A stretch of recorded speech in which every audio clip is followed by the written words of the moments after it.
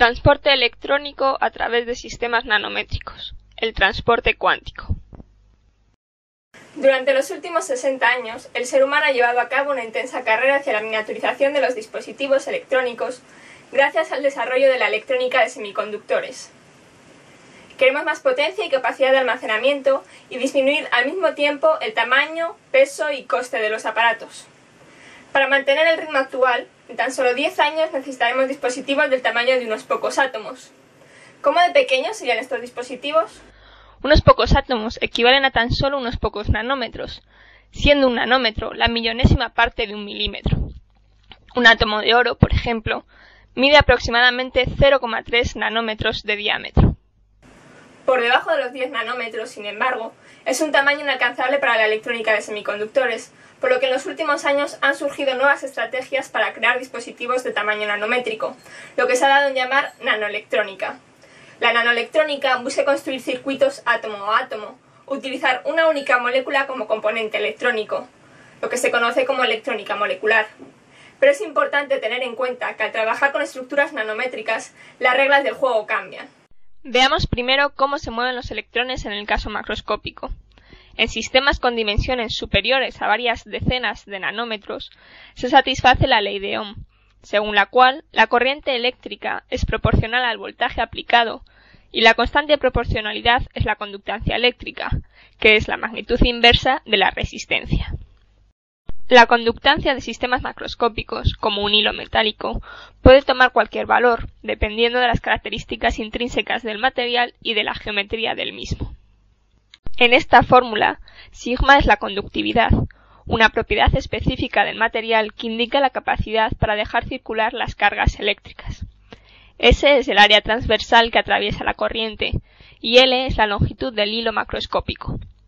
Este tipo de transporte electrónico se conoce como transporte clásico o difusivo, y la clave de sus propiedades es la gran cantidad de choques que efectúan los electrones en el seno del material. En este caso, se dice que los electrones se comportan como partículas.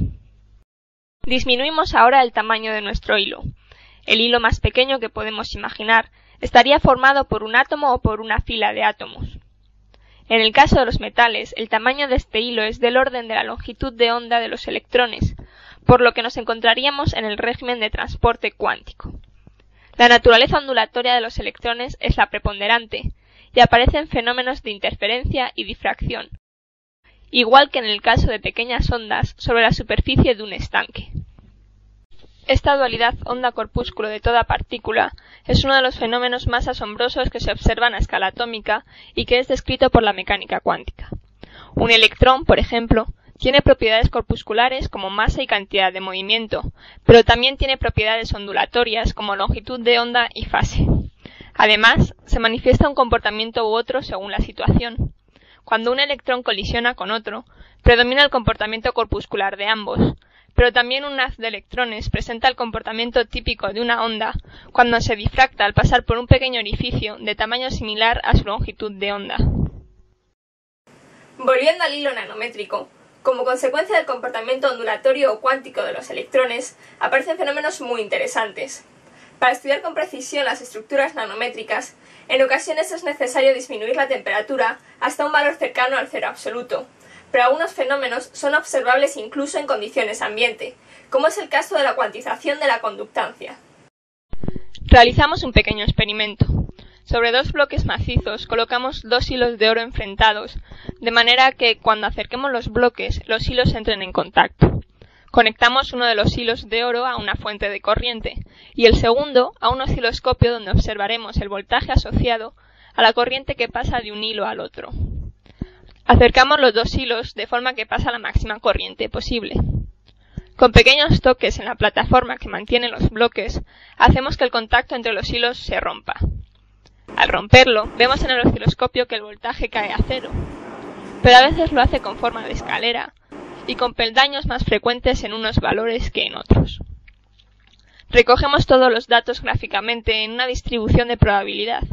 Representamos el número de veces que aparece cada valor de la conductancia por unidad de cuanto. ¿Qué es lo que está pasando? ¿Por qué el voltaje cae a cero escalonadamente? ¿Y por qué la conductancia toma algunos valores preferentemente?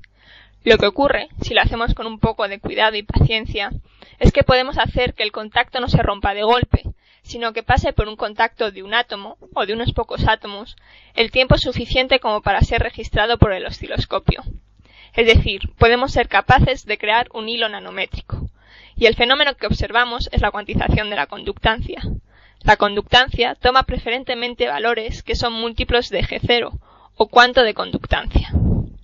En esta expresión, E simboliza la carga del electrón, y H la constante de Planck, de gran relevancia en la mecánica cuántica y ligada siempre al concepto de cuanto o mínima variación posible. La conductancia eléctrica puede relacionarse con la probabilidad de que un electrón sea reflejado o transmitido dentro del hilo o del sistema nanométrico, según una teoría desarrollada por Landauer en 1957. En su versión más simple, esta relación es la siguiente. G0 es el cuanto de conductancia, y Ti tiene un valor entre 0 y 1 y simboliza la probabilidad de transmisión de cada modo de conducción o canal del sistema, y se hace la suma a todos los canales. Se puede demostrar que las propiedades electrónicas de un sistema nanométrico, como el bloqueo de Coulomb, la supercorriente de Josephson, el shot noise o el efecto termoeléctrico, dependen de estas probabilidades de transmisión de los electrones a través del sistema, por lo que son una magnitud muy importante.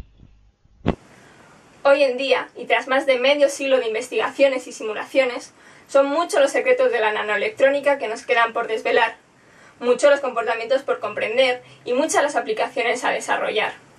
El mundo nanoscópico sigue produciendo la misma fascinación que ya demostró Richard Feynman en 1959 en su conferencia Hay mucho espacio en el fondo, en la que decía que los principios de la física no contradicen la posibilidad de construir estructuras átomo a átomo. No es un intento de violar ninguna ley, es algo que en principio se puede hacer, pero en la práctica todavía no se ha hecho porque somos demasiado grandes. Cada vez estamos más cerca de conseguirlo.